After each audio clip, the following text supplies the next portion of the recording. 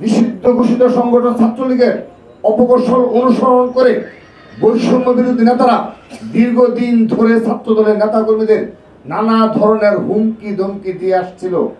এরই ধারাবাহিকতায় একটি পরিকল্পিত চক্রান্তের অংশ হিসাবে ছাত্রদলকে নেতৃত্ব শূন্য করা এবং ছাত্রদলকে ভয়ভীতি দেখিয়ে এবং ছাত্রদলের রাজনীতিতে সক্রিয়ভাবে অংশগ্রহণকারী শিক্ষার্থীদের মধ্যে ভীতি সঞ্চার করতে তারা নানাবিধ ষড়যন্ত্রের কৌশল অবলম্বন করেছে।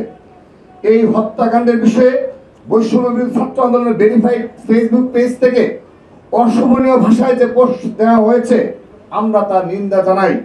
তারা অভিযুক্তদের বিষয়ে সুষ্ঠু তদন্ত দাবি করতে পারতেন, কিন্তু তা না করে অশোভন ভাষায় আক্রমণ ও তদন্তের আগেই অভিযুক্তদের পক্ষে নেওয়াটাই প্রমাণ করে তারা অপরাধ আড়াল করাতে বিশ্বাসী। আমরা মনে করি এই সংগঠনের প্রতিটি কমিটিতে যেভাবে সাবেক ছাত্রলীগ সন্ত্রাসীদের ঠাঁই দেওয়া হয়েছে, তারা যেভাবে সাবেক ছাত্রলীগারদের পুনর্বাসনের দায়িত্ব নিয়েছেন, এই অশোভন ভাষা সেই প্রক্রিয়া ও চরিত্রের বহিঃপ্রকাশ। আমরা তাদেরকে ষড়যন্ত্রের নীল নকশা সঠিক ও ইতিবাচক ধারার ছাত্র রাজনীতি চর্চার আহ্বান জানাই।